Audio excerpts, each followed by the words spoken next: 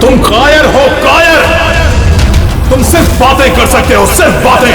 तुम्हें कुछ नहीं आता है। तब है तो कुछ करो, करो कुछ। तुम्हें मेरी आवाज आ रही है? अगर मेरी आवाज आ रही है तो जैसा मैंने कहा है तुम्हें करना होगा। मार दो उसे। मेरा कहा मानो। और जो मैंने कहा है वो करो तुम। मार दो उसे। योर ऑनर, सारे गवाह और सबूत यही साबित कर रहे हैं कि खून प्रीतिका ने ही किए हैं। नहीं नहीं जज साहब, ये सब झूठ है। झूठ तो आप बोल रही हैं प्रीतिका जी, खून आप ही ने किए हैं। नहीं जज साहब, मैं बेकसूर हूँ जज साहब, निर्दोष हूँ मैं। Your honour, your honour.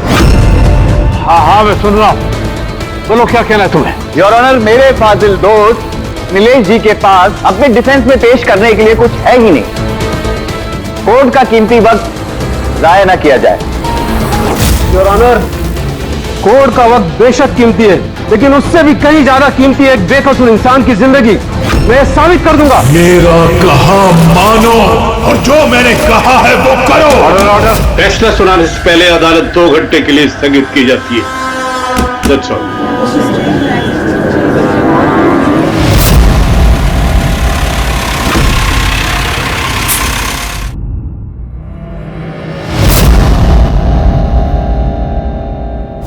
Shrikant, तुम्हें उसे मारना होगा। तुम कर सकते हो ये। उसे जिंदा रहने का कोई हक नहीं है। उसका मरना जरूरी है। मार दो श्रीकांत।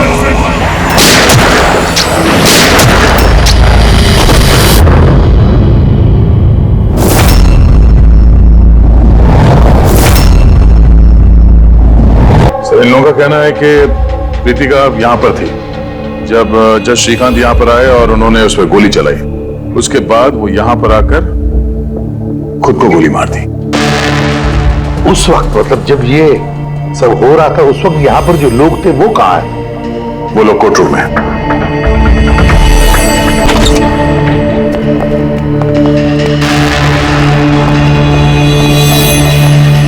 जरा डिटेल में बताइए क्या हुआ यहाँ पर।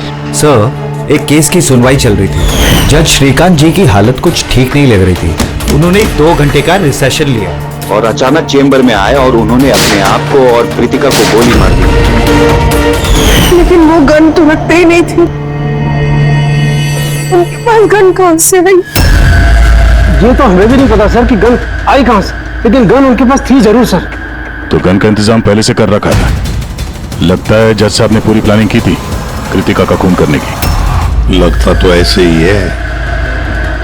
वैसे जज साहब की इस केस में कोई पर्सनल इन्वॉल्वमेंट थी? नहीं सर, ऐसा तो कुछ भी नहीं था। कृतिका के साथ कोई व्यक्तिगत दुश्मनी? जज साहब तो बहुत ही सुलझे हुए इंसान थे सर।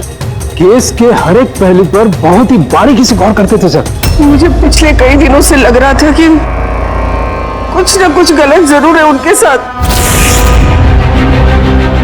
मैम, क्या जज साहब की तबीयत ठीक नहीं थी? वो तो मुझे नहीं पता, लेकिन हाँ, उनको कुछ अजीब अजीब सी आवाजें सुनाई दे रही थी। वो सब हम एक बार। आ जाइए श्रीकांत, खाना लगा रही हूँ।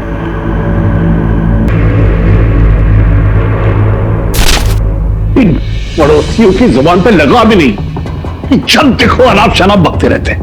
अरे क्या हुआ श्रीकांत, इतना क्यों चिढ़ रहे हो? नहीं, जाके इन पड़ोसियों का मुंह बंद करो। नहीं सुननी मुझे उनकी बकवास। कैसी बातें कर रहे हो श्रीकांत? पड़ोसी के बेचारे पिछले 1 महीने से लंदन गए हुए, और उनकी आवाज यहाँ तक कैसे आ सकती है?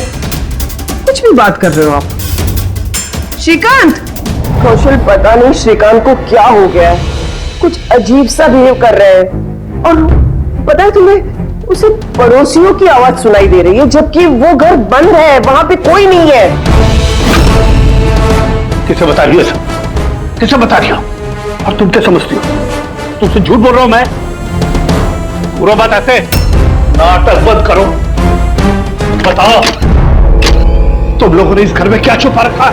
बताओ मुझे, बताओ। मैं सब जानता हूं मैं।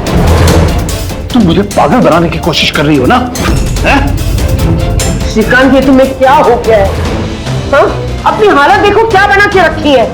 तो यहाँ पे कोई नहीं है, किसकी आवाज सुनाई दे रही है तुम्हें? सुनाई दे रही है, मुझे उनकी आवाज सुनाई दे, यही है, यही है। लेकिन मैं किसी की नहीं सुनूंगा, किसी की नहीं सुनूंगा। कहीं उन्हें कोई दिमागी बीमारी तो नहीं थी? नहीं सर, 15 अप्रैल तक तो ठीक थे, लेकिन हम रेड कैंडी हॉस्पिटल गए थे ना, उसके बाद ये सब कुछ होने लगा था उनके साथ। Red candy hospital? जी सर, इस हॉस्पिटल में चल के पता करते हैं कैसा क्या हुआ था वहां पे कि ये जज साहब अचानक ऐसा बर्ताव करने लगे। सर, इस केस में आखिर बचा ही क्या है? जिस आदमी ने खून किया उसी ने अपने आप को मार लिया। वही तो पता लगाना है ना फ्रेडी, वही तो पता लगाना है कि एक जज ने अपने सामने वाले आरोपी को गोली क्यों मार दी, खून क्यों किया, और तो और उसके बाद में अपने आप पर भी गोली चलाई। क्यों?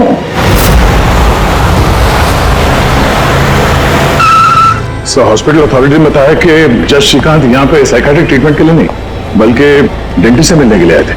कौन है डेंटिस्ट? कौन है? Sir, doctor Raman. Hello sir, बताइए मैं आपकी क्या मदद कर सकता हूँ? फिलहाल तो आप डॉक्टर रमन को बुलाइए और उनके असिस्टेंट को भी। डॉक्टर रमन, 15 अप्रैल को जज श्रीकांत आपसे मिलने आए थे ना यहाँ? जी हाँ सर, लेकिन सर उनकी मौत से मेरा क्या लेना देना? मुझसे सवाल क्यों? देखिए, हम बस ये जानना चाहते हैं, जब वो आपसे मिले थे तो वो दिमागी तौर से बीमार लग रहे थे? नो सर, मुझे तो ऐसा कुछ नहीं लगा। सर, उनको दिमाग की कोई बीमारी नहीं है और 9 साल से डॉक्टर रमन के पेशेंट हो। 9 साल से? मतलब आप लोग उसके बारे में बहुत कुछ जानते होंगे? बहुत कुछ नहीं सर, सब कुछ। कुछ और क्या जानते हैं जरा बता सकते हैं? सर, अभी बताने के लिए तो सिर्फ इतना ही है कि वो बहुत शॉर्ट टेम्पर्ड थे, बहुत जल्दी उन्हें गुस्सा आ जाता था, but he was not delusional. अगर उन्हें कोई दिमागी बीमारी नहीं थी तो फिर उन्हें वो आवाजें क्यों सुनाई दे रही थी? क्या हुआ क्या था उन्हें?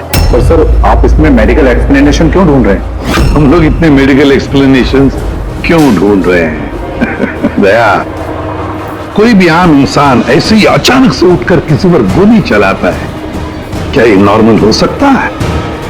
नहीं, कुछ ना कुछ तो गड़बड़ जरूर है, कुछ तो हुआ है, पर क्या?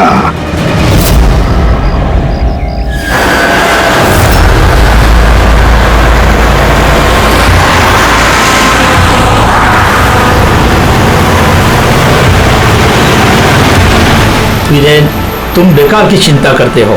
धनंजय की सिक्योरिटी टीम हमारे साथ है, हम सुरक्षित पहुंच जाएंगे।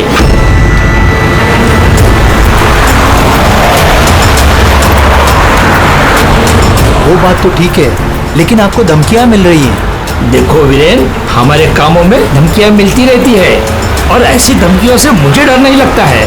देखो, डर तो मुझे भी नहीं लग रहा, क्योंकि मुझे धनंजय और उसकी टीम पे पूरा भरोसा है।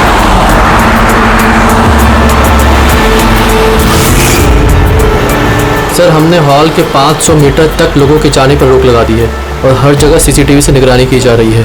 ये बहुत आसान है धनंजय, कायर मत बनो। हम जानते हैं इस काम को तुम पूरा करोगे, वो भी अपने हाथों से। तुम सुन रहे हो ना धनंजय? तुम बुज़दिल नहीं हो तुम बुज़दिल। कायर मत बनो, इस काम को तुम पूरा करोगे। सर, क्या बता रहे थे तुम ब्लॉक बी के अरेंजमेंट के बारे में? सर, मैं ब्लॉक बी के बारे में बात नहीं कर रहा था। सर, आप ठीक है ना? आपकी तबीयत कुछ खराब लग रही है। मेरी तबीयत ठीक है, मैं ठीक हूँ।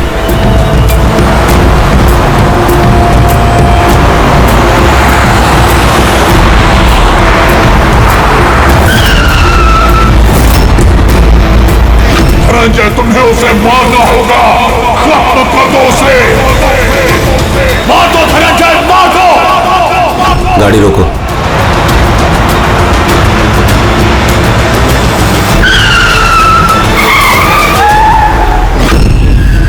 ये इसने गाड़ी क्यों रोक दी? सर, क्या हुआ? शाबाश धनंजय, अपना मिशन पूरा करो। मार दो उसे। याद रहे धनंजय, तुम कायर नहीं हो, तुम ये कर सकते हो। धनंजय यहाँ क्यों आ रहा है? मार दो धनंजय, उसे गोली मार दो, सोचो मत। मैं देखता हूँ। ओके। क्या बात है धनंजय, गाड़ी क्यों रुकवा दी?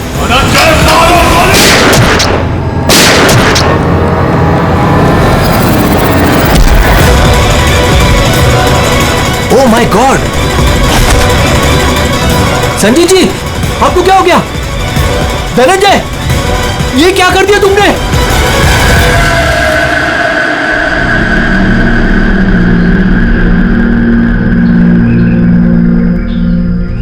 नेताजी के सिक्योरिटी का इंचार्ज वही था? जी सर, धनंजय जी वही इंचार्ज थे। कमाल है सर, जिसे बॉडीगार्ड रखा है उसी ने मार दिया। नेताजी को मारने की कोई खास वजह? सर ये तो धनंजय जी ही बता पाएंगे। वैसे एक बात बताओ, गोली अंदर मारी या बाहर से? सर बाहर से मारी, कार के। धनंजय, धनंजय, सदमे में लगता है सर। तुम लोग जा कहाँ रहे थे? सर नेताजी की चिल्ड्रन फाउंडेशन की मीटिंग थी, वहां जा रहे थे। हमारी गाड़ी आगे थी और नेताजी की कार पीछे, और मैं धनंजय जी से नेताजी की सिक्योरिटी के बारे में बात कर रहा था, पर ये मेरी बातों में ध्यान नहीं दे रहे थे और कुछ खोए खोए से लग रहे थे सर। इनके चेहरे में एक अजीब सी बेचैनी थी। मैंने उनसे पूछा कि क्या हुआ, तो कुछ बहकी बहकी सी बातें करने लगे। सर जब श्रीकांत के साथ भी तो ऐसे ही हुआ था। कहीं ये दोनों केस एक जैसे तो नहीं है? और कोई साथ में था नेताजी के? वीरेंद्र जी सर। वीरेंद्र जी? जी सर। आप नेताजी के साथ थे ना? हाँ सर, मैं ही था। नेताजी ने आपको कुछ बताया इस धनंजय के बारे में? सर नेताजी हमेशा धनंजय की तारीफ किया करते थे, उनकी जान को खतरा था। अभी कुछ दिन पहले ही धनंजय ने उनकी जान बचाई थी। बड़ी अजीब बात है सर, कुछ दिन पहले जिस आदमी ने नेताजी की जान बचाई, आज उसी ने उनका खून कर दिया। गोली मारने के बाद धनंजय ने भागने की कोशिश की? नहीं सर, खुद को गोली मारने की कोशिश की थी सर। बड़ी मुश्किल से सिक्योरिटी वालों ने उन्हें रोका था सर। कमाल है सर, जज श्रीकांत ने खून करने के बाद अपने आप को गोली मार दी और इसने भी अपने आप को गोली मारने की कोशिश की। काम करते हैं, धनंजय को ब्यूरो ले चलते हैं, वहीं से उससे पूछताछ करेंगे। और फिर एक बात समझ में नहीं आ रही है दया, खून करने के बाद खूनी अपने आप को गोली मार लेता है, क्यों?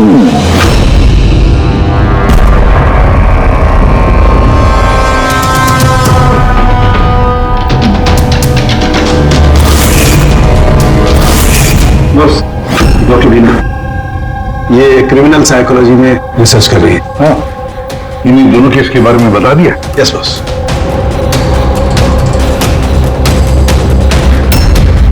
मेरा बेटा कहाँ है? मुझे उससे मिलना है। श्री नेताजी के सिक्योरिटी इंचार्ज धनंजय की माँ। उसे यहाँ क्यों लाए हो?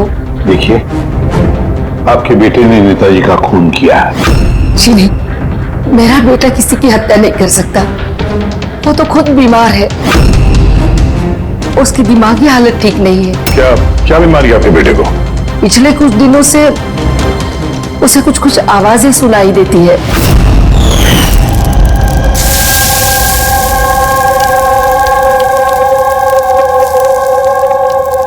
धनंजय, क्या बात है बेटा, बड़े परेशान लग रहे हो? ऑफिस में कोई प्रॉब्लम है क्या? कोई टेंशन? 2 दिनों से तुम मेरे साथ भी ठीक से बात नहीं कर रहे हो। कोई तो है यहाँ। सुनो ना, मैं तुम्हारी फेवरेट सब्जी बना रही हूँ, पालक की। इस घर में कोई तो है जो मुझसे बात कर रहा है। अरे मैं ही तो बड़बड़ा रही हूँ, दूसरा कौन बात करेगा घर में? कोई तो है हमारे अलावा इस घर में जो मुझसे बात कर रहा है। माँ, कोई तो है इस घर में हमारे अलावा। माँ, मुझे अजीब सी आवाजें सुनाई दे रही हैं, कोई मुझसे बात कर रहा है। हम दोनों के सिवा कोई नहीं है बेटा घर में। कोई है जो मुझसे बातें कर। बंद हो गई आवाज, फिर से आ रही है। कोई तो है माँ। कोई नहीं है, कोई नहीं है। अरे कोई तो है माँ यहाँ पर। कोई नहीं है बेटा, तुम यहाँ आ जाओ। लगता है तुम्हारी तबीयत ठीक नहीं है, अभी डॉक्टर के पास जाना चाहिए। लेकिन ऐसा तो स्किज़ोफ्रेनिया में होता है। स्किज़ोफ्रेनिया? हाँ, जैसे कि आप सभी लोग जानते हैं कि स्किज़ोफ्रेनिया एक मानसिक बीमारी होती है। ऐसे में पेशेंट को बहुत सारी आवाजें सुनाई देती हैं, लोग ना होने के बावजूद भी दिखाई देते हैं और पेशेंट अपने आप को मारने की कोशिश भी करता है। क्या आप मुझे बताएंगे कि इन दोनों पेशेंट की उम्र क्या थी? श्रीकांत जी की उम्र 50 साल और धनंजय 42 साल का। लेकिन इस उम्र में स्किज़ोफ्रेनिया नहीं होता। क्या मैं उनसे मिल सकती हूँ? मुझे पेशेंट से बात करनी है। हाँ बिल्कुल, पूरी।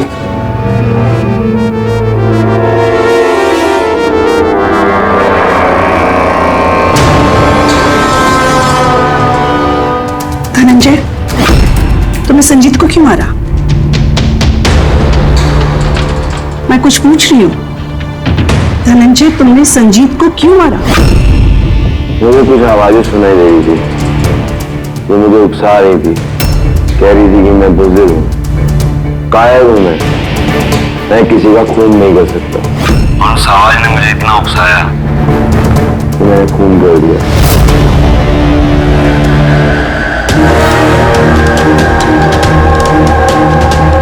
और ये तुम्हारा गाल?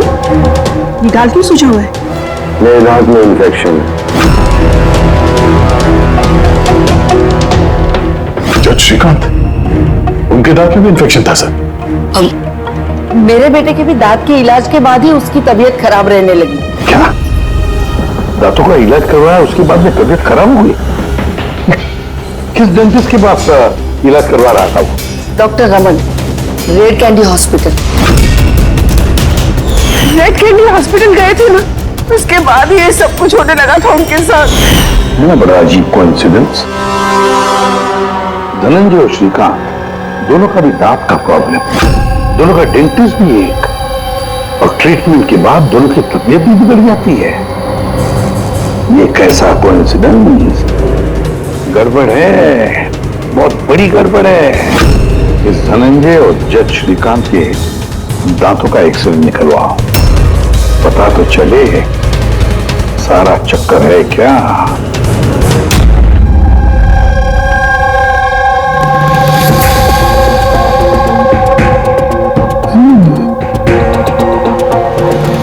ये क्या हो सकता है? सर, ये देखिए। क्या? ये मार्क्स। हाँ यार, दांतों में ये क्या है? फॉरेन ऑब्जेक्ट है सर। एग्जैक्टली, ऊपर से दोनों आदमियों के दांतों में।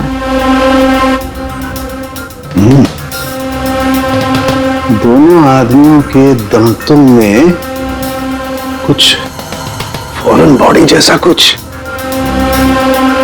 क्या हो सकता?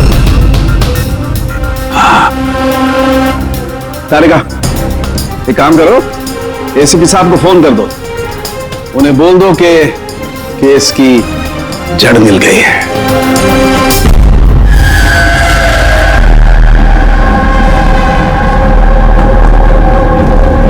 ये देखो बॉस, दोनों के दांतों में इस तरीके की चिप। ये तो बग है। ये बग ही है सर। ये तो जासूसी में इस्तेमाल होने वाला ट्रांसमीटर जैसा कुछ है। बॉस, इसके जरिए ही श्रीकांत और धनंजय को वो आवाजें सुनाई देती थी। तो ये चिप ट्रिगर का काम कर रही थी, इसी के जरिए वो उकसाने वाली आवाजें उनके कानों तक पहुंच रही थी और वो लोग किसी की जान तक लेने को मजबूर हो गए। मुझे तो लगता है ये काम डॉक्टर रमन का ही है। उन्होंने ही दांतों की ट्रीटमेंट की थी। पूछताछ करनी पड़ेगी डॉक्टर रमन से, और एक एक्सपर्ट को भी बुलाओ, ट्रांसमीटर के बारे में पूरी जानकारी लेते हैं उससे। डॉक्टर रमन, दांत में ट्रांसमीटर लगाने का काम कब से शुरू कर दिया आपने? ट्रांसमीटर? हाँ, किस ट्रांसमीटर की बात कर रहे हैं आप सर? उसी ट्रांसमीटर की बात कर रहे हैं जो जज श्रीकांत और सिक्योरिटी ऑफिसर धनंजय के दांत में फिट किया गया था। देखिए, मेरा यकीन कीजिए, मैंने कोई ट्रांसमीटर नहीं लगाया है। ये क्या बकवास कर रहे हैं आप? डॉक्टर साहब, दांतों में ट्रांसमीटर क्यों लगवाएंगे? सर, आप हमारे हॉस्पिटल को बर्बाद करने पे तुले हैं। डॉक्टर रमन हमारे हॉस्पिटल के जिम्मेदार डॉक्टर हैं सर। ये इस तरह का काम हरगिज नहीं कर सकते। और इस तरह का काम यहाँ पे हुआ तो है। हमें श्रीकांत और धनंजय के दांत से ये ट्रांसमीटर मिला है और इन्हीं ट्रांसमीटर्स की वजह से वो दोनों भी स्किज़ोफ्रेनिक बन गए। सर वो दोनों मेरे बहुत पुराने पेशेंट हैं। श्रीकांत 9 साल और धनंजय 2 साल। सर भला मैं अपने पेशेंट के साथ ऐसा क्यों करूं? ये तो आप बताइए ना, क्यों लगाया ट्रांसमीटर? मेरा यकीन कीजिए, मैंने कोई ट्रांसमीटर नहीं लगाया। क्योंकि डॉक्टर रमन के पास ट्रांसमीटर बनाने और उससे मोलार इम्प्लांट्स की ट्रेनिंग ही नहीं है। ये सिर्फ डॉक्टर हैं, दांतों के अच्छे डॉक्टर। और सर हम यहाँ पे दांत लगाते हैं, बनाते नहीं। दांत तो बाहर से ऑर्डर देने पे आता है। कहाँ से ऑर्डर करते हैं आप ये दांत? डेंजा बायोकेयर। डेंजा बायोकेयर। रेडी पंकज, डॉक्टर रमन की चेम्बर्स अच्छी तरह से चेक करो, एक एक कोना छान मारो। और कितने लोगों के दांत इम्प्लांट किए हैं? जी लगभग 20 लोग हुआ। अच्छा, तुम सभी लोगों के नाम और पता चाहिए हमें। दया हो सकता है इन 20 लोगों की जान को खतरा हो।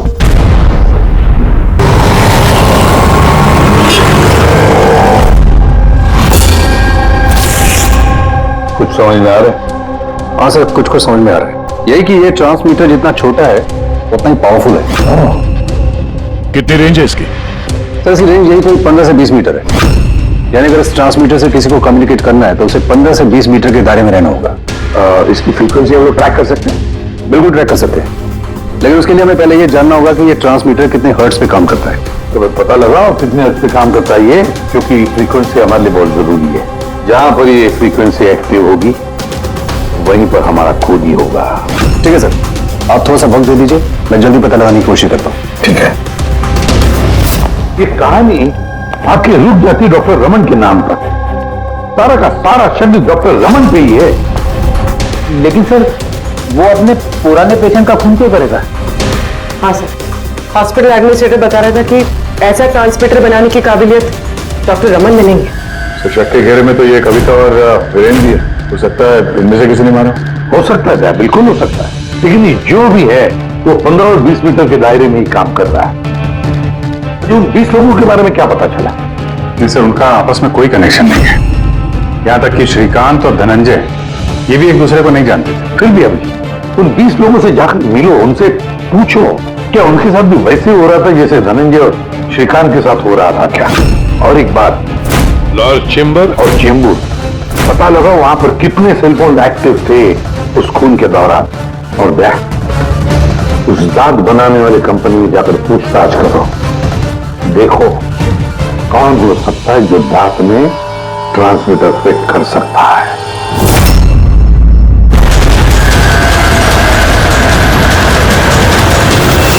विनय आपका ही नाम है? जी हाँ, मेरे नाम है। सॉरी मैंने आपको पहचाना नहीं। हम सीआईडी से। सर मुझसे कोई गलती हुई क्या? नहीं, अब गलती नहीं हुई। एक्चुअली एक केस के सिलसिले में हम कुछ पूछताछ करने आए हैं। आपके दांतों में कुछ प्रॉब्लम थी ना? हाँ। ये इलाज क्या कराया था आपने? रेड के लिए हॉस्पिटल। इलाज के बाद से कुछ तकलीफ हुई है? आई मीन कुछ अजीब अजीब आवाजें सुनाई देती हों या जैसे कोई ऑर्डर दे रहा है कुछ करने के लिए? नहीं ऐसा तो कुछ नहीं हुआ, लेकिन एक दो बार दर्द हुआ था। वो तो नॉर्मल है, दांत लगवाएंगे तो थोड़ा बहुत दर्द तो होगा ही। ठीक है, अगर ऐसी कोई तकलीफ हो तो फौरन हमें बताइएगा। और हाँ, किसी अनजान आदमी के बहकावे में नहीं आना है और किसी के बुलाने पे किसी अनजान जगह नहीं जाना है। ओके जी, ध्यान रखिएगा। जी सर। डॉक्टर रमन बहुत अच्छे हैं। दांत लगाने के बाद से मुझे जरा सी भी तकलीफ नहीं है। आपको कोई आवाजें सुनाई दे रही? क्या मतलब है इसका? नहीं, जिन जिन लोगों को भी डॉक्टर रमन ने दांत लगाए उनमें से कुछ लोगों को अजीब सी आवाजें सुनाई दे रही हैं। मेरे साथ तो ऐसा कुछ भी नहीं हुआ है। अच्छा, अगर ऐसा कुछ भी हो आपके साथ तो आप हमें प्लीज इन्फॉर्म करिएगा। या श्योर। आप लोग यहाँ पे दांत बनाते हो या मिनिएचर ट्रांसमीटर? क्या मतलब सर? मतलब ये कि यहाँ पे दांतों में ट्रांसमीटर फिट किए जाते हैं। खून करने की साजिश रची जाती है यहाँ पे। हाँ? नहीं सर, आप लोगों को गलतफहमी हो गई है। हम इस तरह के इलीगल काम नहीं करते हैं। इलीगल काम हुआ है यहाँ पे। ये देखिए, रेड कैंडी हॉस्पिटल में आप लोगों ने दांत भेजे थे ना? जी हाँ मैडम। उसके अंदर ट्रांसमीटर फिट किए गए थे। जज श्रीकांत और सिक्योरिटी ऑफिसर धनंजय, उनके दांत यहीं पे बने थे ना? एक मिनट से मैं चेक करता हूँ।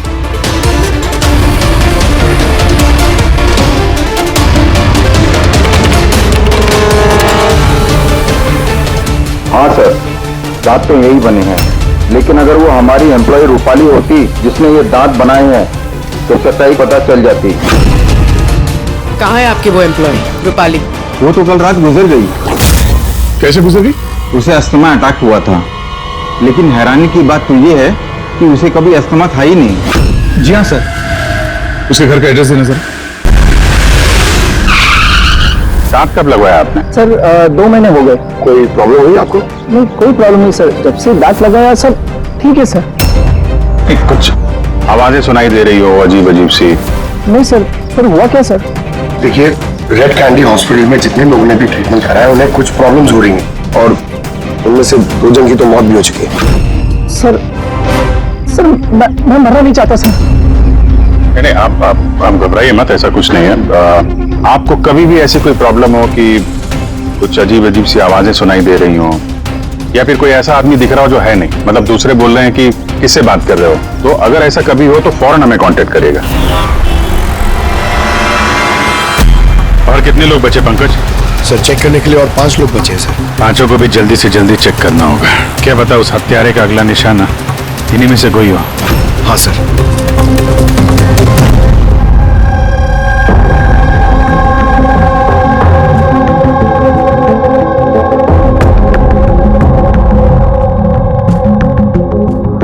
हाँ भाई, पता चला कि नहीं कुछ? सर मैं ऑलमोस्ट पहुंच गया, बस थोड़ी सी देर और सर। हाँ फिर जज श्रीकांत और संजीत का संबंध है सर। अच्छा, कैसा संबंध है? सर ये केस फाइल देखिए। 2009 में एक डॉक्टर रिसर्च कर रहे थे, लेकिन उसकी ग्रांट नेताजी संजीत ने कैंसिल कर दी। और इस डॉक्टर का प्रैक्टिस करने का लाइसेंस कैंसिल किया नेताजी संजीत ने, और उसे सजा सुनवाई जज श्रीकांत। नाम है डॉक्टर ललित। सर ये डॉक्टर ललित है कौन? पता लगाना पड़ेगा ये डॉक्टर ललित है कौन और किस बात पर रिसर्च कर रहा था। तो आपकी बेटी ने टूथ इम्प्लांट करवाया था? हाँ, अभी 2 दिन पहले ही कराया था इम्प्लांट रेड कैंडी हॉस्पिटल से। सर, जिस दिन से टूथ इम्प्लांट करवाया है अजीब अजीब बातें करती है और बहुत डरी हुई भी है। मॉम, क्या हुआ, कुछ चाहिए? कोई आया क्या घर में? कोई भी तो नहीं। नहीं मॉम, कोई तो है घर में। मैं हूँ, तुम हो, और पापा तो हांगकांग में है, और कोई आएगा तो बेल बजाएगा ना। बेल भी तो नहीं बजी है। पता नहीं मॉम क्या हो रहा है, जब से सोकर उठी हूँ ऐसा लग रहा है कि घर में कोई है और मेरे बारे में अजीब अजीब सी बातें कर रहे हैं मुझसे। समझ में नहीं आ रहा है। मेरी तबीयत तो ठीक है। कोई सपना देखा क्या? नहीं मॉम, कोई सपना नहीं देखा। लगता है मेरे कान बज रहे हैं। मॉम प्लीज एक काम करो, मुझे एक कप चाय दे दो मेरे रूम में, मेरा सर घूम रहा है। तो अभी जिया कहाँ है? उसे मैंने साइकियाट्रिस्ट के पास भेजा है, बैंड्रा। देखिए, आप उस साइकियाट्रिस्ट का एड्रेस दीजिए, हमारा अभी उससे मिलना बहुत जरूरी है। नंबर ले लो। जिया, आज तुम्हें वो काम खत्म करना है। तुम्हें उसे किसी भी हालत में मारना है। जिंदा मत छोड़ना उसे, मार दो उसे। आज उसका अंत होना ही चाहिए।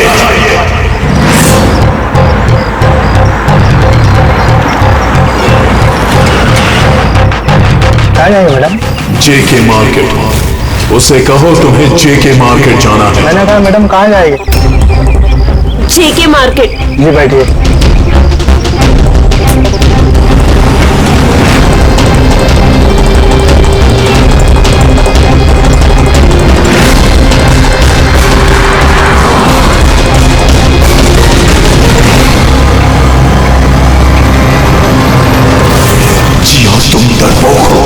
डरपोक हो तुम, कुछ नहीं कर सकती तुम। 1 नंबर की डरपोक हो।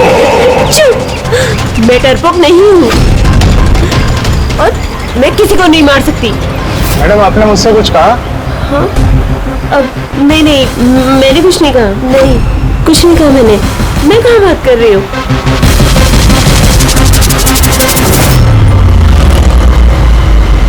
जिया, तुम्हें उसे मारना होगा। तुम उसे जिंदा नहीं छोड़ सकती, तुम्हें उसे मारना होगा जिया, मारना होगा तुम्हें। नहीं, मैं किसी का खून नहीं करूंगी, किसी का भी नहीं। अरे भैया, गाड़ी क्यों रोक दी? मैडम, गाड़ी आगे नहीं जाएगी। क्यों नहीं जाएगी? मैंने कहा ना मैडम, गाड़ी आगे नहीं जाएगी। अगर ले जाना ही नहीं था तो बैठाया क्यों?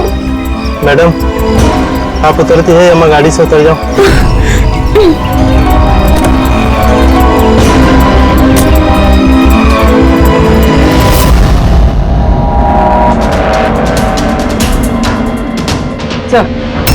सर, वॉचमैन और पड़ोसी बता रहे थे कि रूपाली यहाँ 3 महीने पहले शिफ्ट हुई थी और अकेली रहती। फिर चेक करते हैं अच्छी तरह से।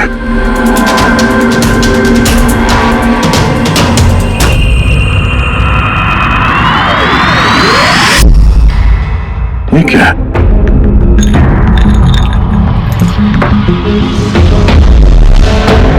इतने सारे एयर ट्रांसमिटर्स।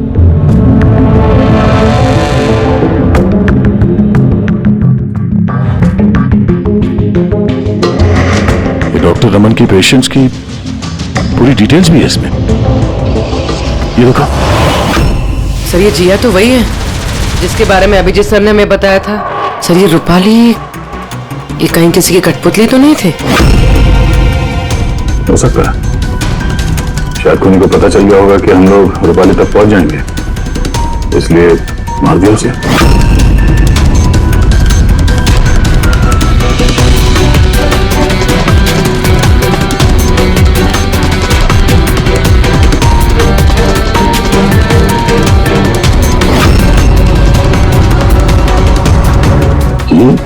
ये नेताजी, संजीत, वीरेन और जिया, इन तीनों के चेहरे पे रेड सर्कल। नेताजी के चेहरे पे क्रॉस मारा होगा। नेताजी तो मारे गए, अब बचे ये वीरेन और ये जिया। मतलब अगला नंबर इनका है।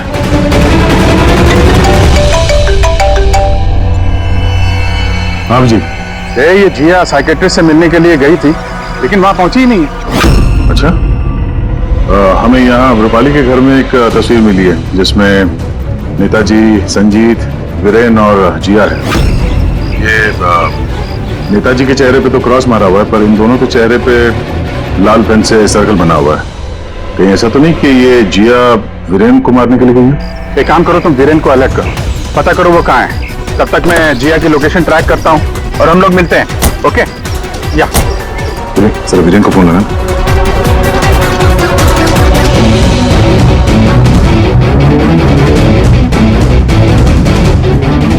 सर, वीरेन का फोन तो बंद है। कर लिया। हाँ सर, ये ट्रांसमीटर 1.8 मेगाहर्ट्ज से 2 मेगाहर्ट्ज के बीच में काम करता है। ग्रेट, 1.8 मेगाहर्ट्ज से 2 मेगाहर्ट्ज पर। हाँ सर। दया, मेरी बात ध्यान से सुन लो। हाँ, पहले तो फ्रेडी ने कमाल कर दिया है। हाँ, रिसर्च करके ऐसा नाम निकाला है जिसका कनेक्शन इस नेताजी संजीत और जज श्रीकांत के साथ है। उस आदमी का नाम है डॉक्टर ललित। हाँ, डॉक्टर ललित। यस, मुझे तो ये डॉक्टर ललित ही बहुत गड़बड़ लग रहा है दया। मुझे तो उसी पे शक होने लगा है, क्योंकि डॉक्टर ललित का कुछ साल पहले इस नेताजी संजीत ने प्रैक्टिस करने का लाइसेंस कैंसिल कर दिया था, और फिर इस डॉक्टर ललित को जज श्रीकांत ने सजा सुनवाई।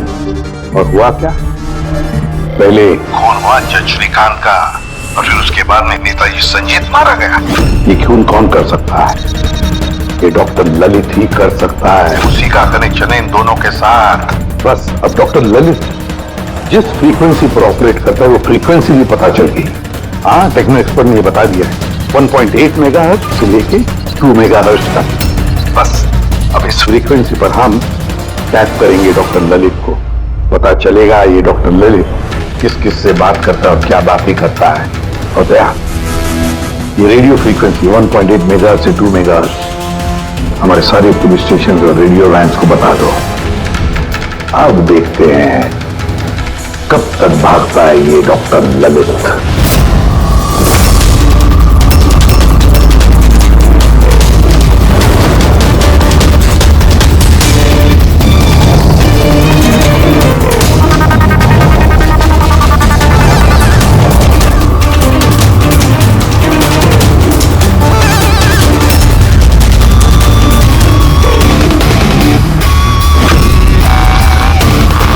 इस फ्रीक्वेंसी पे कोई हरकत नजर नहीं आ रही।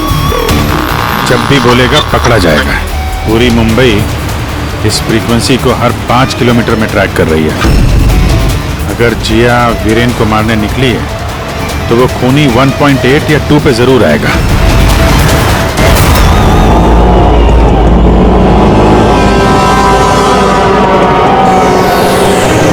जाओ जिया, अपने काम को अंजाम दो।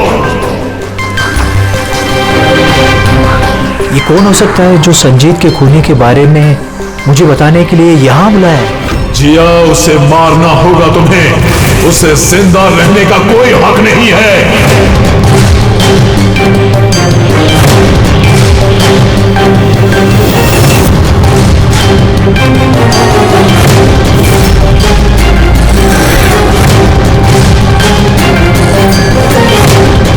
ज्यादा सोचो मत, मार दो जिया, उसे मार दो।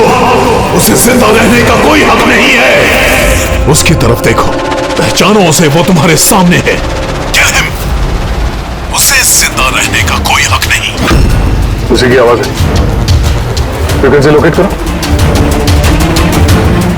देखो, अपनी बैग से गन निकालो।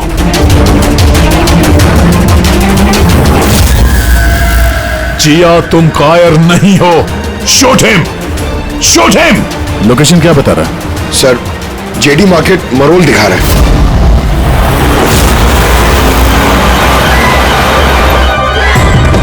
कम ऑन जिया, मारो, मारो उसे। सर, ये क्या हो रहा है? ये मुझे क्यों मारना चाहती थी? किसी ने मुझे फोन करके बुलाया कि संजीत की खूनी के बारे में बताने वाली थी। घबराइए नहीं, ये सब एक प्लान था। आप अभी सेफ है, आप जा सकते हैं। Okay sir, thank you. तो खूनी यहीं कहीं होगा। भीड़ में मिक्सअप हो गया है। सिग्नल यहीं है, देखते हैं।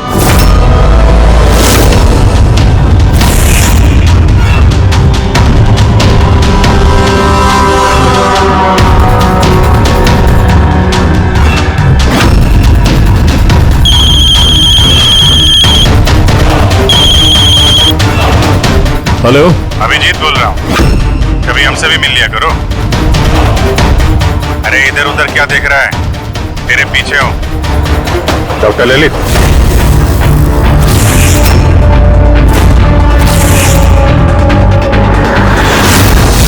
हॉस्पिटल के एडमिनिस्ट्रेटर पवन। मुजरिम चाहे कितने भी नाम बदल ले, चाहे कितने भी भेस बदल ले, एक ना एक दिन शिकंजे में फंस ही जाता है। क्यों? चलो।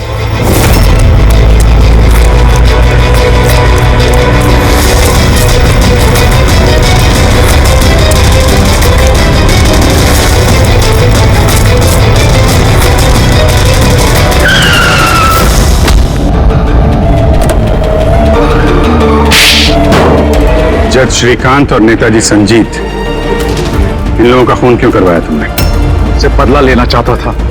बदला? लोगों ने मेरी जिंदगी बर्बाद कर दी थी। कैसा बदला? मैं एक होनहार डॉक्टर हूं। मैं स्किज़ोफ्रेनिया नाम की बीमारी पर उसके ट्रीटमेंट के लिए एक्सपेरिमेंट कर रहा था, वो भी वर्थलेस लोगों पर। मेरी असिस्टेंट जिया ने एचओडी वीरेन को कंप्लेन कर दी और एचओडी वीरेन ने नेताजी संजीत से मेरी ऑफिशियल कंप्लेंट कर दी। और नेताजी संजीत ने तुम्हारा ये एक्सपेरिमेंट रुकवा दिया? हाँ, मेरा प्रोजेक्ट बीच में रुक गया। तो फिर जेल किस लिए गए थे तुम?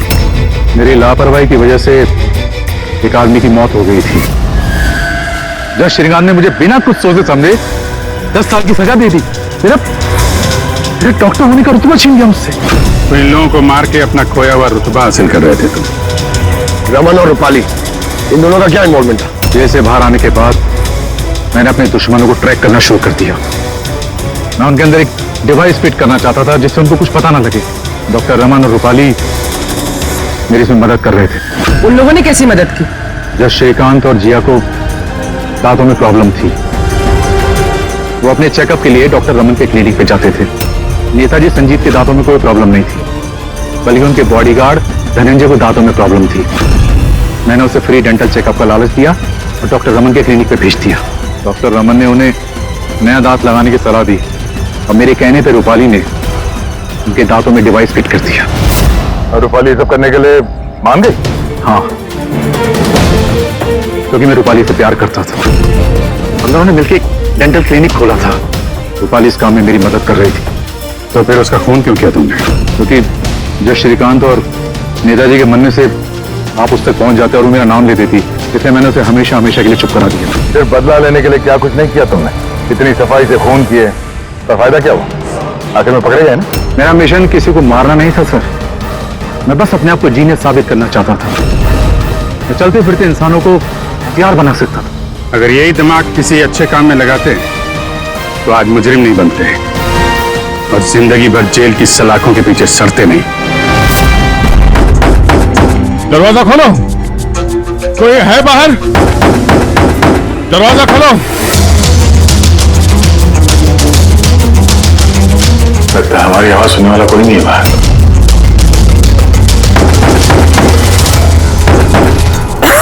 सर अगर यहाँ से बाहर नहीं निकले तो इस सुशांत की बॉडी सड़ने लगेगी।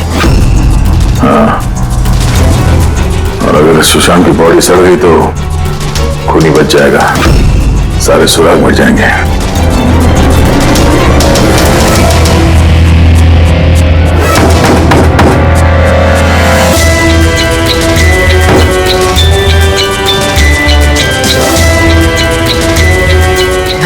ऑक्सीजन भी बहुत कम है। हाँ बोलिए, चाहे कुछ भी हो जाए हमें दरवाजा खोलना ही पड़ेगा।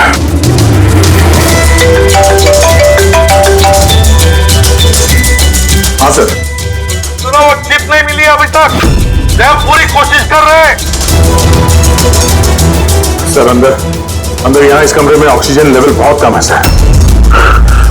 अगर जल्दी से ये दरवाजा खोला नहीं गया तो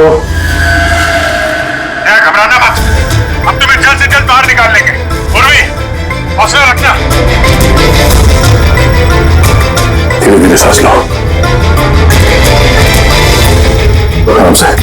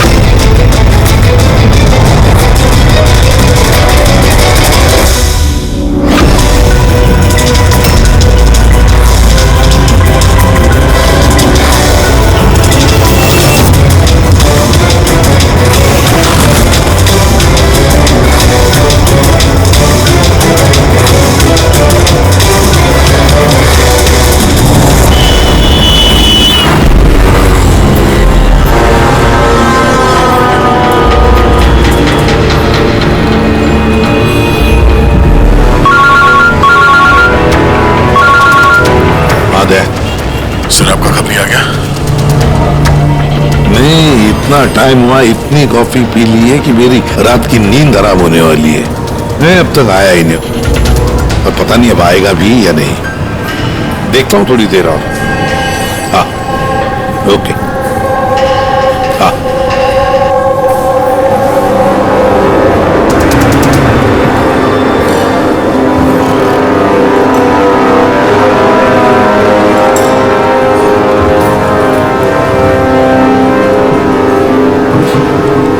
कॉफी अच्छी है ना?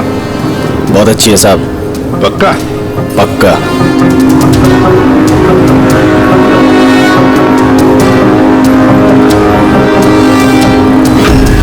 बिल? मैंने बिल दिया साहब। Thank you.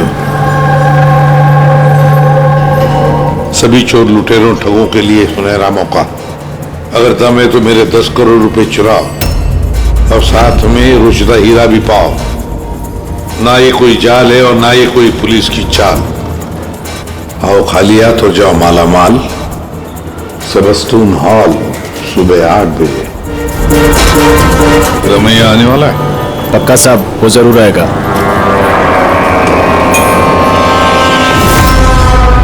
मैं आप सबका बहुत बहुत बहुत स्वागत करता हूं। पुलिस घबराइए मत, ये कहना चाहता था कि पुलिस और दुनिया की नजरों में आप चाहे चोर, उचक्के, डाकू, लुटेरे कुछ भी हो सकते हैं, लेकिन मेरी नजर में नहीं। मेरी नजर में आप सिर्फ कलाकार हैं। ऐसे कलाकार जिनकी उंगलियों में जादू है, और इस जादू को रोकने के लिए मेरा यकीन कीजिए यहां परिंदा भी पर नहीं मार सकता। अब मैं आप लोगों को एक बहुत ही राज की बात बताने जा रहा हूं।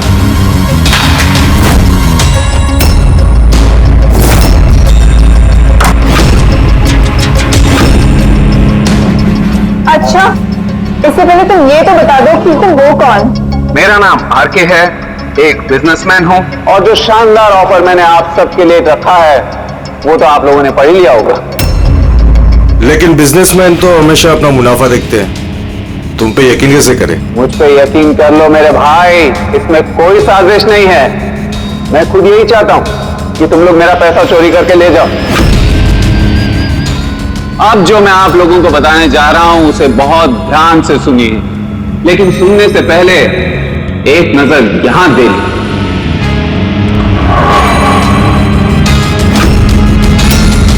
तो क्यों ना इस हीरे का साक्षात्कार किया जाए।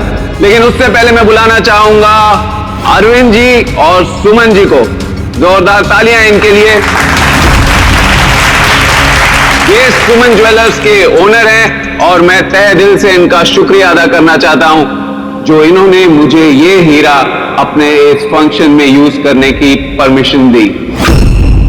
देख रहे हैं आप ये नायाब हीरा? मैं जानता हूं ये बहुत कीमती है, और आप लोगों के लिए इसकी कीमत क्या है ये मैं अच्छी तरह से समझता हूं। हम तो रम्या को पकड़ने आए थे, मुझे सारा चक्कर कुछ और ही है। सर ये तो रसीटा हीरा है, अरबों में कीमत है इसकी। आखिर ये आदमी अपने आप को लुटवाना क्यों चाहता है, एक ही जगह पे इतने सारे मुजरमों को इकट्ठा करके? तो आइए देखते हैं कौन यहां से माला माल होकर जाता है। लेकिन पुलिस का तो नफा नहीं होगा। वही कुछ समझ में नहीं आ रहा है, तू हम सबको चूरन तो नहीं दे रहा है? मैं आजकल क्या कोई किसी को कटिंग चाय तक नहीं पिलाता, और तू यहाँ पैसा बांट रहा है? मैं भी चाय नहीं पिला रहा हूं। कोई साजिश नहीं है, कोई कैमरा नहीं है, कोई सिक्योरिटी नहीं है, कोई पुलिस नहीं है, सिर्फ भरोसा। जाने की बस वो सेफ खोलने की देरी है, उसके बाद हम करोड़पति। बिल्कुल, तो चलिए चलते हैं सब सेफ रूम में। पर एक बात जान लीजिए, एक समय पर सिर्फ 10 लोग जा सकते हैं। बाकी हम लोग के लिए कुछ बचेगा कि नहीं? तो 10 लोग जा रहे, सबके सब लूट लेंगे। चिंता मत करो मेरे भाई, सबका नंबर आएगा। फिलहाल जो 10 लोग मेरे साथ जाने वाले वो हैं तुम। हाँ तुम सर, आप, हाँ मैडम, तुम। चलिए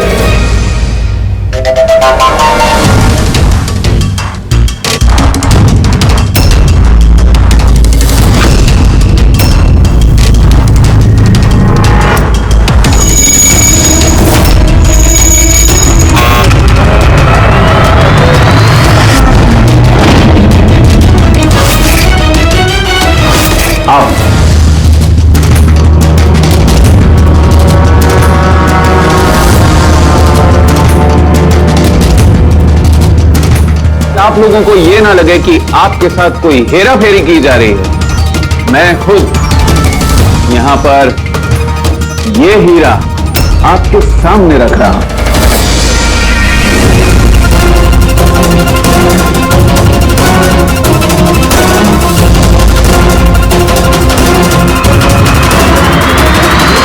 और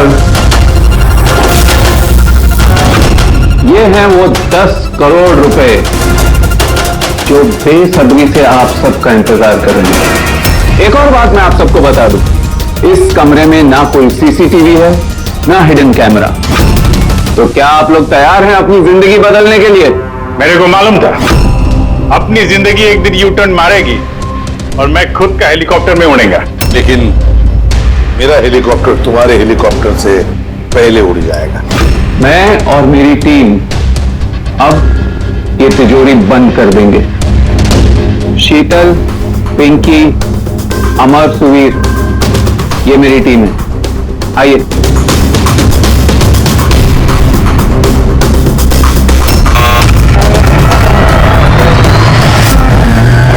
आप लोगों के पास अब अगले 24 घंटे इस काम को अंजाम देने के लिए। अंदर कोई कैमरा नहीं है। ये जो 2 गार्ड्स भी बाहर हैं, ये आपको रोकेंगे टोकेंगे नहीं। ये यहां पर सिर्फ इसलिए हैं ताकि आप लोग आपस में ना झगड़े। मगर तुम ये सब क्यों कर रहे हो? इससे तुम्हें क्या फायदा? Very good question. फायदा, बहुत बड़ा फायदा होगा। मैं इसके जरिए यह साबित करना चाहता हूं कि मैंने इस दुनिया का सबसे सुरक्षित सेफ बनाया। मेरी तरफ से आप सबको ऑल द बेस्ट।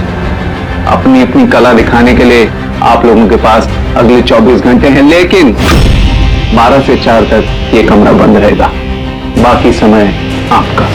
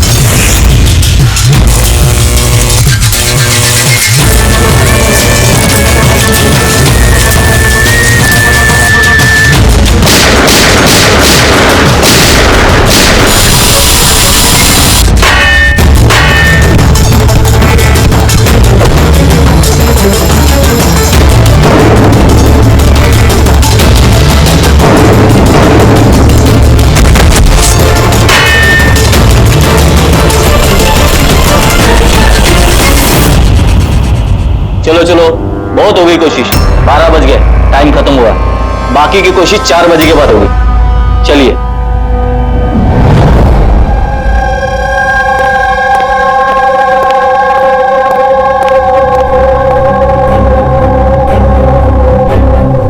सारे के सारे चोर उचक्के वहां पहुंच गए हैं, मगर वो नहीं पहुंचा जिसका हमें इंतजार था।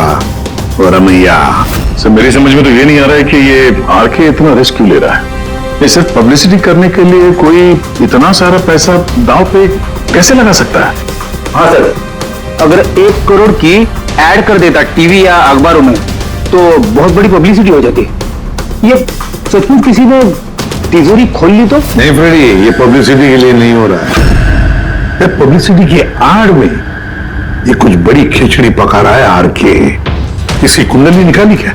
हाँ सर, मैंने उसके बारे में पता किया। वो तिजोरी बनाने के बिजनेस में काफी साल से हैं, पर पिछले 2 साल से उसका धंधा कुछ मंदा चल रहा था। और मार्केट में उड़ती उड़ती खबर ये है कि ये कुछ बड़ा करने वाला है। कर दिया ना उसने सर। ये चोर और लुटेरों को दावत देने से बड़ा कारनामा और क्या हो सकता है? सर उन तीनों चोरों की कुंडली निकाल ली जो पार्टी में बात कर रहे थे। उसमें एक को तो मैं अच्छी तरह से जानता हूं, दिनकर। दुनिया का कोई भी सेफ हो यूं चुटकी में खोल लेता है। 10 साल के लिए जेल में था वो।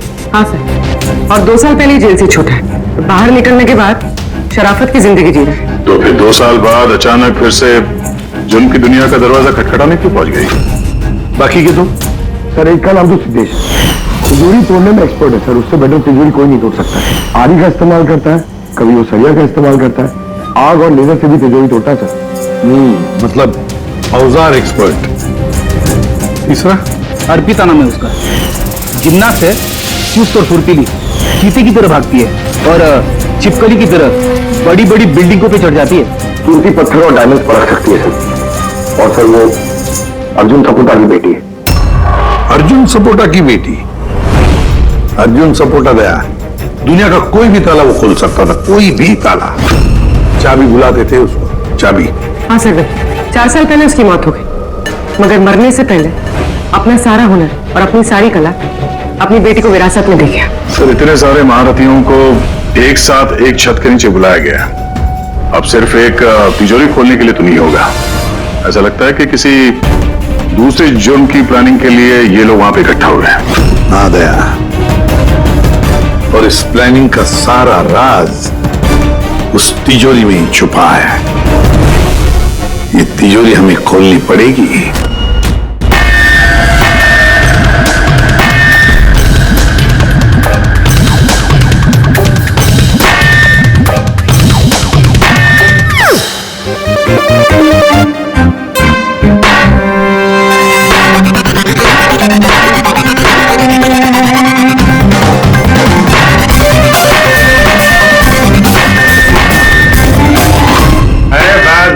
बस ये मेहनत का नहीं, सुफीने का काम है। अभी मैं ट्राई करूं? ठीक है, आइए।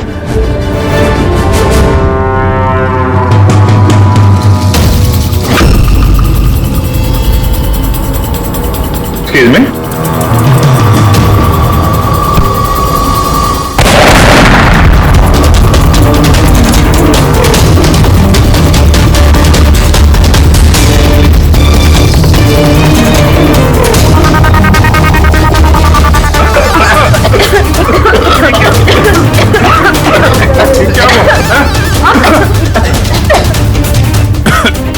ये दरवाजा तो थोड़ा खुला हुआ है। खुल गया?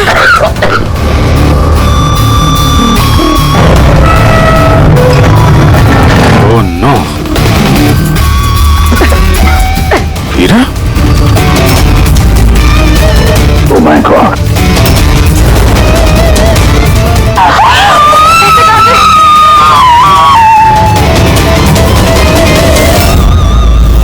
सर, ये तो अरविंद है, उस हीरे का मालिक। Please no more. हाँ, हटो यहाँ से, हटो हटो, पुलिस को बुलाना होगा, प्लीज हाथ मत लगाइए, हाथ मत लगाइए। सीआईडी से चल नीचे, कोई ले जा रहा है। देख रहे हो, कोई नहीं जा रहा।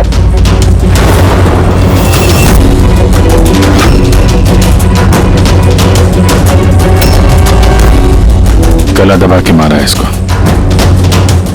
गला दबा के मारा है? इस कमरे में तो सारे के सारे मुजरिम भरे हुए हैं, इन्हीं में से किसी ने किया होगा। बॉडी को फोरेंसिक लैब में भेज देते। पता नहीं ये सब कैसे हो गया साहब, हम लोग तो यहीं पे थे। 12 से 4 बजे के बीच भी यहीं पे थे? वॉशरूम वगैरह नहीं गए? सर, साथ में नहीं गए। अगर एक गया तो दूसरा यहीं पे होता। इस बीच अंदर कोई भी नहीं आया। सर, मैंने सेफ रूम का कमरा अच्छी तरह से चेक किया, अंदर आने का सिर्फ एक ही रास्ता है और कोई रास्ता है ही नहीं। सर, अगर अंदर आने का एक ही रास्ता है तो ये अरविंद अंदर आया कब और कैसे? बाहर तो ये गार्ड्स थे। वही तो, अरविंद अंदर आया तो आया, लेकिन मारा भी तो गया, और जिसने भी मारा उसे वो भी तो अंदर आया कब और आया कैसे? क्या यहाँ पर ये जितने भी लोग जमा हुए हैं ना, ये चोर लुटेरे, इन सब एक एक की कुंडली उतार लेते हैं, फिर देखते हैं खूनी कौन है इनमें से। ऐसे नहीं हो सकता, मुझे छोड़ के नहीं जा सकते। मैडम प्लीज, यहाँ पे इन्वेस्टिगेशन चल रहा है, प्लीज। आप लोग सीआईडी। सीआईडी? सर, मेरे सारे पैसे चोरी हो गए, हीरा चोरी हो गया। आफ्टर ऑल वो सेफ रूम खुला कैसे? अरे वाह, तुम्हें तुम्हारे पैसों की पड़ी है, हैं? यहाँ पर एक आदमी की जान गई है, खून हुआ है यहाँ पर, समझे? सर, हाँ पुरोहित, एक सेकंड। सर, सारंग के सर को कुछ मिला है।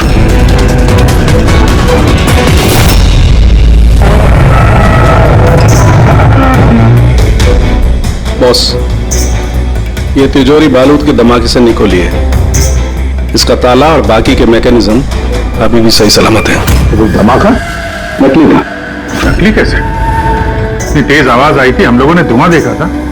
ये सब क्या?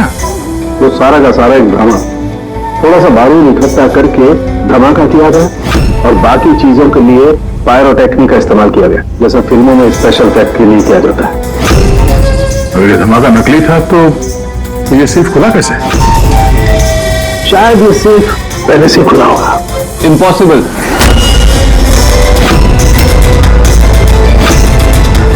ये दरवाजा मेरे अलावा कोई खोल ही नहीं सकता,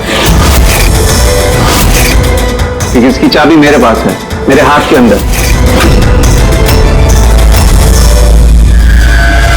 ये देखिए, यहां पर चिप फिट है।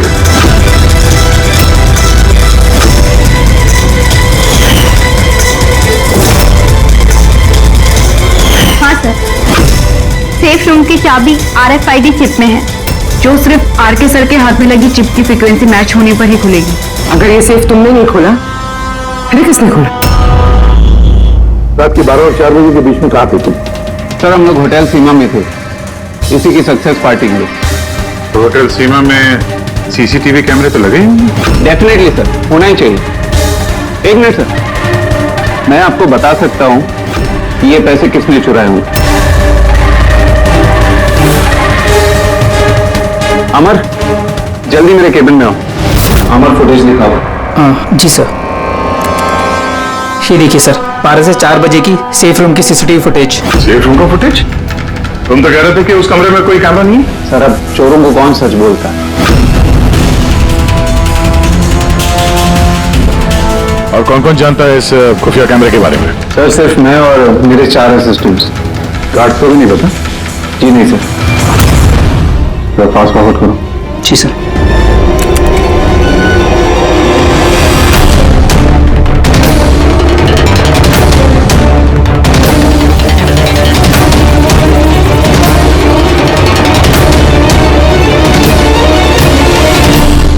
कैसे हो सकता है सर? ये 12 से 4 के बीच में कमरे में कोई नहीं आता। वही तो, नहीं तो अरविंद दिखना चाहिए था। जरूर इस CCTV फुटेज के साथ किसी ने छेड़खानी की है। एक बात समझ में नहीं आ रही, ये अरविंद आधी रात को वहां करने क्या आया था? सर। हाँ बोलो, तुम उनका स्टेटमेंट लिया? हाँ सर, उसका कहना है कि अरविंद को आधी रात में किसी का फोन आया था।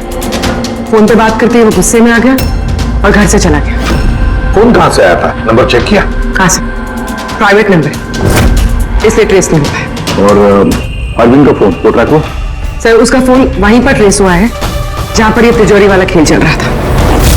सर वो तीनों चोर आ गए। देखिए, मुझसे पूछताछ करके आप सिर्फ और सिर्फ अपना वक्त बर्बाद कर रही हैं। मैं अभी भी जेल से छूट के आई हूँ। चोरी और मर्डर करके मैं दोबारा जेल क्यों जाना चाहूंगी? अगर चोरी नहीं करना चाहती थी तो वहां चोरों की पार्टी में क्यों गई थी? काफी ललचाने वाला इनविटेशन था वो, लेकिन ACP साहब, अब मैं बूढ़ा हो चुका हूं, ब्लड प्रेशर की बीमारी है, हार्ट का प्रॉब्लम है मुझे। अब ये चोरी वोरी मेरे बस का काम नहीं। हाँ, टाइम पास करने मैं वहां गया था। अब आप ही बोलो सर, अगर कोई सामने से ये बोले कि आके पैसे लेके जाओ, तो कानून की नजर में ये चोरी तो नहीं हुई ना सर? तो तुम तिजोरी खोल नहीं पाए? तो कहीं इसी गुस्से में तुमने कहीं खून तो नहीं कर दिया? अब नहीं खुली तो नहीं खुली तिजोरी। तो क्या हुआ? Plan B। क्या प्लान B? क्या था प्लान B? आपको कुछ नहीं सर। चुपचाप बता, समझा? वरना तू भी जानता है काफी चीजों के लिए मैं भी बहुत बदनाम हूं। हाँ? वो लिंक रोड पे ज्वेलरी का शॉप है, कल वहां पे मैंने चोरी की थी। कितने बजे की थी चोरी?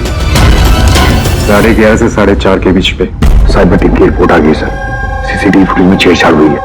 12 बजे से 4 बजे तक जब ब्रेक था सर, किसी ने फुटेज को लूप में लगा दिया। मतलब साफ है पंकज, वहां पर CCTV कैमरा लगे हुए हैं, ये RK की टीम के अलावा और कोई भी नहीं जानता था। RK की टीम का ही कोई है जो इस सब में मिला हुआ है।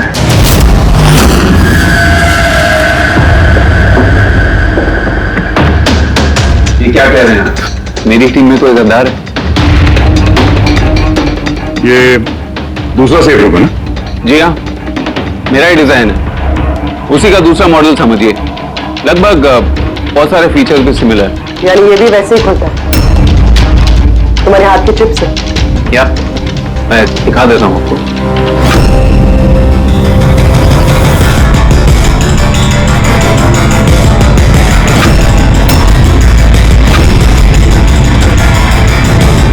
ये खुल क्यों नहीं रहा है?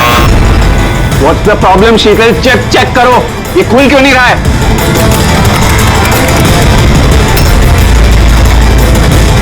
तो पता नहीं क्या हुआ, सेफ रूम खुलना तो चाहिए था। एक मिनट सर, मैं चेक करता हूँ।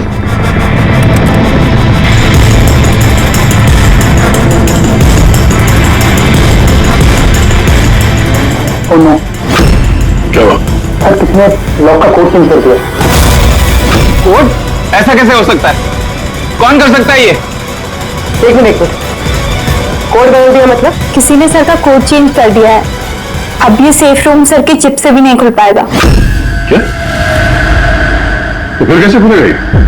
आके आप कह रहे थे कि ये दोनों सेफ रूम जो आपने बनाए ओरिजिनल है, ये वाली और वो दूसरी वाली भी? जी हाँ। तो फिर हो सकता है तो दूसरी वाली जो सेफ रूम है वो भी शायद इसी चिप से खोली गई है। यानी उस सेफ रूम को खोलने के लिए मुजरिम को आरके की जरूरत नहीं पड़ी होगी। हाँ, उसी चिप से उसने वो सेफ रूम खोल दिया, पैसे लूट लिए वहां से और अरुण का खून कर दिया। सर मुझे तो लगता है ये असिस्टेंट लोग ही हैं। सीसीटीवी फुटेज के बारे में तो इनको पता था। सर हम ऐसा क्यों करेंगे? अगर थोड़ी भी गड़बड़ होती है तो शक तो हम पे ही जाएगा ना। ऐसा क्यों करेंगे ये तो हमें पता करना पड़ेगा। आरके आपके पास ये चिप को डिटेक्ट करने के लिए कोई डिवाइस है, कोई इक्विपमेंट? जी हाँ, मेरे पास एक रिमोट चिप रीडर है। गुड। दूसरा?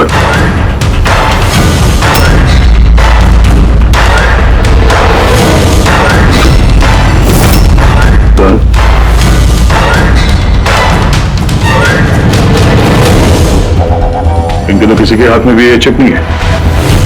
हमारा फोर्थ असिस्टेंट अमर का है। हमारा आया नहीं अभी और आएगा भी नहीं।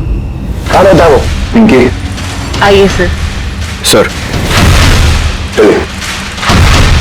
सर एक बात समझ में नहीं आ रही है, अगर ये सब अमर ने किया है तो फिर सिक्योरिटी वालों ने उसे देखा कैसे नहीं? सिक्योरिटी से फिर से पूछताछ करनी पड़ेगी। सीधे सीधे बता, तुम दोनों गार्ड में से कौन मिला हुआ है ज्वेलर अरविंद के खून में? मैंने कुछ नहीं किया साहब, मैंने कुछ नहीं किया। मेरा तो पेट खराब था जिसकी वजह से मुझे भर बार बाथरूम जाना पड़ रहा। पर सुशांत पूरे वक्त ड्यूटी पे था साहब। कहाँ है सुशांत? बुलाओ से। सुशांत को तो अभी अभी आप लोगों ने फोन करके वापस बुलाया ना क्राइम सीन पर। क्या? हमने कब बुलाया? तो ऐसा तो नहीं कि बहाना बना के निकल गया हो सकता है। बेटी इनसे सुशांत का एड्रेस ले लो और उस एड्रेस पे जाके चेक करो। तब तक हम लोग क्राइम सीन देखते हैं।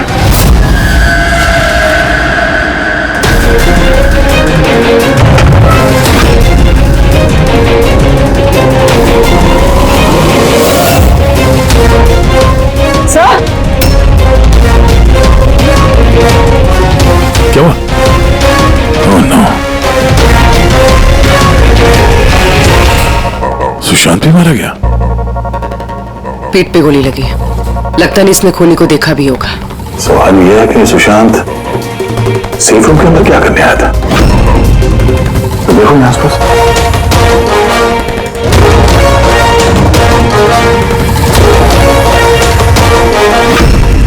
सर खून।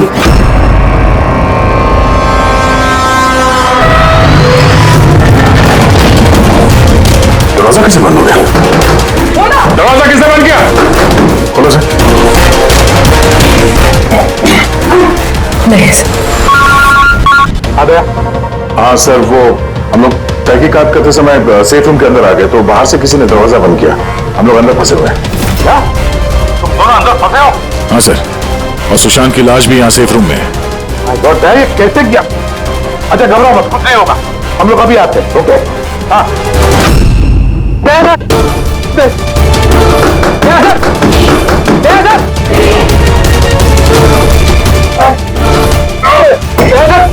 क्या घबराना से जल्द बाहर निकाल लेंगे। पूर्वी, हौसला रखना।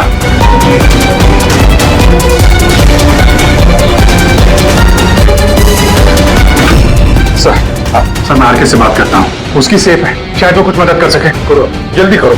तो मैं भी दिनकर को फोन करके बुला लेता हूँ।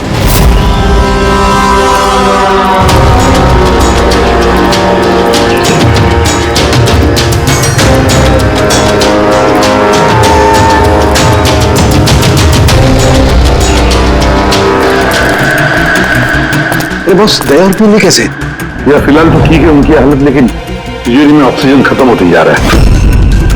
उस तिजोरी के साइज के हिसाब से वहां पे अभी बस 1 घंटे की ऑक्सीजन बची होगी। ओह माय गॉड, इसका मतलब 1 घंटे के अंदर अगर केस सॉल्व नहीं हुआ तो दया सर को नहीं, कुछ नहीं होगा फ्रेडी, दया पूर्वी को कुछ नहीं होगा। क्या सर, एक बात बता, अमर की बॉडी में से कुछ मिला है ना तुझे? हाँ मिला। क्या मिला? तो इसका मतलब ये सारा किया कराया अमर का ही है। अरविंद का खुद भी अमर नहीं किया है। सर ये चिप मिलने से तो बहुत अच्छा हो गया। शायद इस चिप की मदद से वो तिजोरी का दरवाजा खुल जाए, दया सर और पूर्वी बच जाए।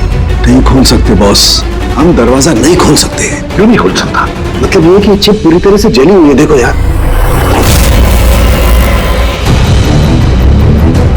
माय गॉड, असली मुजरिम अमर नहीं कोई और है। चिप खराब करके उसने सारे सबूत मिटा दिए।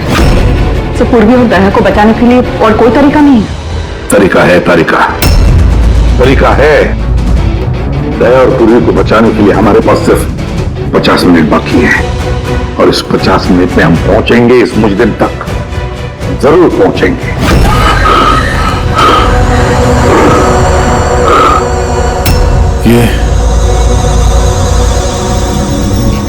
ये खून का निशान सिर्फ यहाँ कैसे? वाह, खून का निशान यहाँ।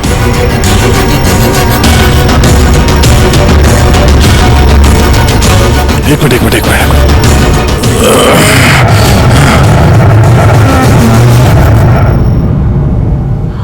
खुफिया दरवाजा, सेफ रूम के अंदर खुफिया दरवाजा। इसका मतलब जब इसे गोली मारी तभी दरवाजा खुला था, इसलिए खून के निशान यहाँ पे भी है और इस खुफिया जगह की तरफ भी है।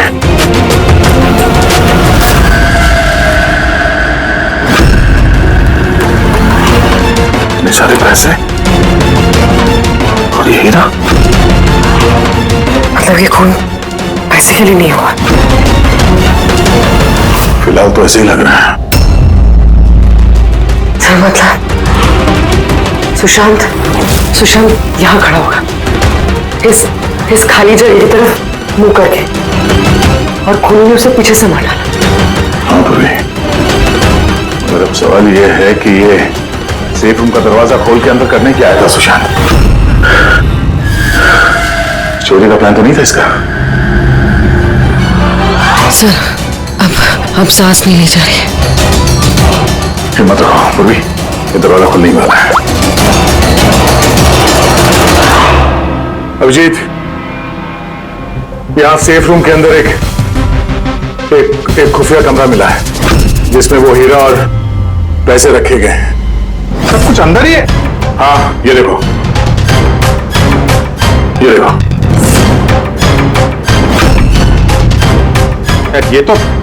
ये तो अच्छी खासी जगह है, यहाँ तो कोई भी छिप सकता है। हाँ। अरे यार दया प्लीज, एक काम करो, तुम बैठ जाओ वहां पे। हम लोग बहुत जल्दी ये दरवाजा खोलने वाले हैं। जल्दी करो, सांस लेने में बहुत तकलीफ हो रही है। और पूर्वी कैसी है? उसे भी सांस लेने में दिक्कत हो रही है। यार टिटकर, क्या कर रहा है? तो अब तक खुला क्यों नहीं दरवाजा? कोशिश तो कर रहा हूँ। चल कोशिश करते रहे, जल्दी। सर इसी जगह पे, यहीं पे ये अमर छुप के बैठ गया होगा सर। तो अरविंद अंदर गया और सुशांत उसे तिजोरी तक लेकर गया और वहां अमर ने उसे मारा। हाँ सर, वो खूनी यही चाहता था कि हमें ये लगे कि ये खून इस हीरे और पैसे की वजह से हुए हैं, पर ऐसा नहीं है सर। मतलब अरविंद को मारने के पीछे कोई पर्सनल रीजन है?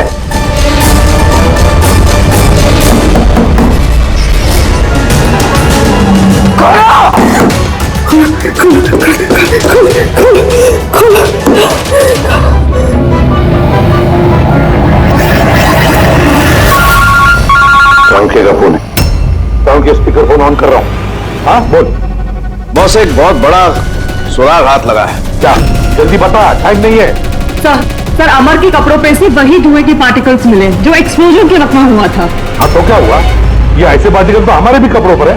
नया क्या है? नहीं बॉस, पहले पूरी बात सुन लो। दया और अभिजीत के कपड़ों में धुएं के साथ साथ बारूद के भी ट्रेसेस थे, लेकिन इस अमर के कपड़ों में सिर्फ और सिर्फ धुआं है, समझे? अरे लेकिन उसके कपड़ों पर भी बारूद मिलना चाहिए। धमाके के वक्त वो वहीं मौजूद था।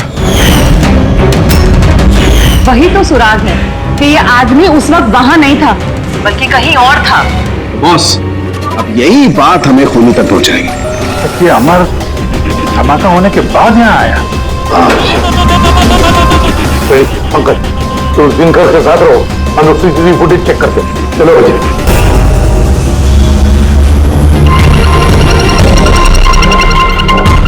सर ये अमर धमाका होने के बाद से इसे बाहर निकला है। किसी को इशारा कर रहा है सर। जरूर सुन करो दूसरे आदमी का, देखें तो सही।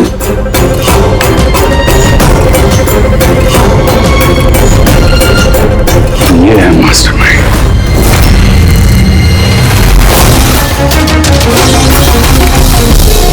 पुणे मिल गया, हमारी कस्टडी में है। जी सर। सर उससे कोई नई चिप नहीं मिली उसके पास। अरे तो मतलब सर हम लोग दयाचल और पूर्वी को बाहर निकाल नहीं पाएंगे? निकालेंगे। सॉरी एसीपी साहब, मेरी जिंदगी भर का अनुभव धरा का धरा रह गया। ये सिर्फ मैं नहीं खोल सकता, अब इन्हें भगवान ही बचा सकता है। एक मिनट दिनकर, इन्हें तो भगवान बचाएगा ही, पर इसे भी बचाएगा। सुवीर नाम है इसका। इसी की थी सारी प्लानिंग। सर ये आरके का असिस्टेंट? हाँ, दया और पूर्वी की तरह ये भी एक एक सांस के लिए मोहताज हो जाएगा। क्यों दिनकर? सही कर रहे ना हम? तुम्हारे बेटे सुवीर को उस सेफ में बंद करके।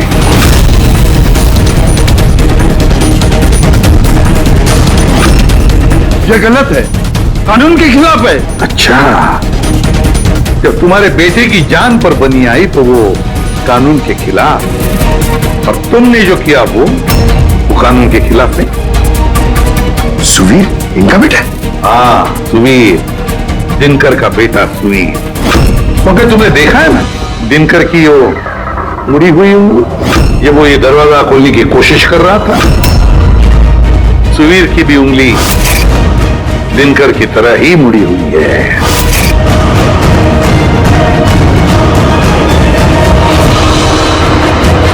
तो क्या हुआ?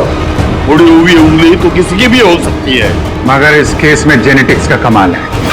चाहे तो डीएनए टेस्ट कर सकते हैं, लेकिन रिजल्ट आने में बहुत देर हो जाएगा और सुवीर दम तोड़ चुका होगा। क्यों? है वो मेरा बेटा। अगर उसको कुछ हुआ तो अंदर दया और पूर्वी भी मर जाएंगे।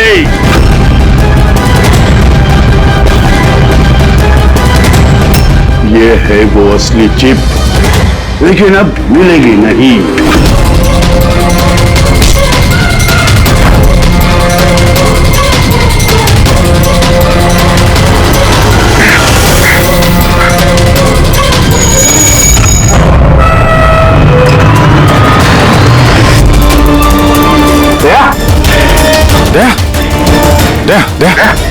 दया की खोलो।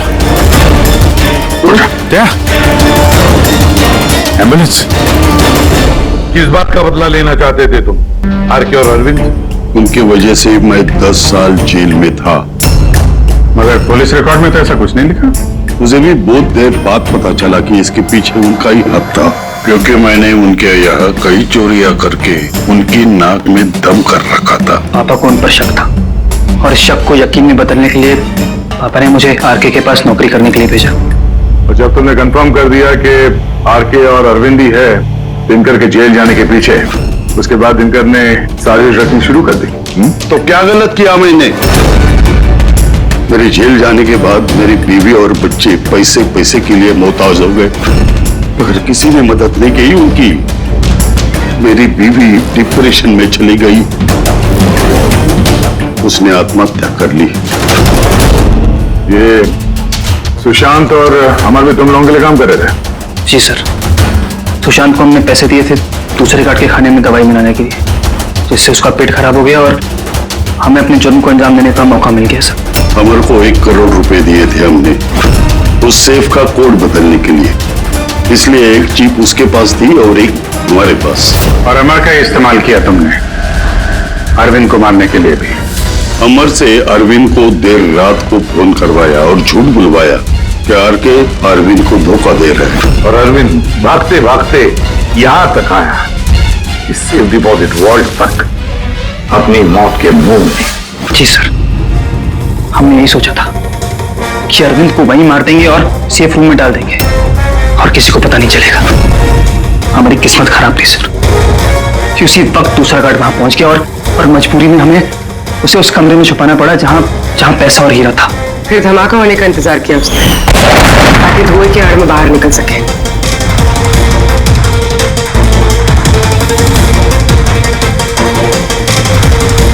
मगर अमर और सुशांत को क्यों मारा?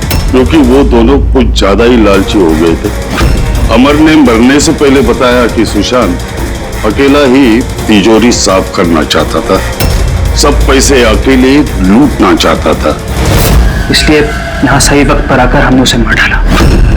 लेकिन तुम दोनों सीआईडी वाले गलत वक्त आके यहाँ पे फंस गए।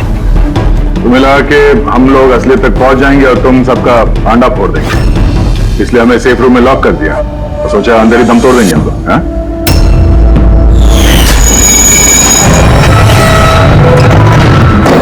बदले की आग में तुमने 3 लोगों की जानें ले ली। कानून तुम्हें कभी माफ नहीं करेगा, फांसी होगी तुम्हें, फांसी। इस तरह के और भी एपिसोड देखने के लिए हमारे चैनल को सब्सक्राइब करें और बेल आइकन दबाना ना भूलें।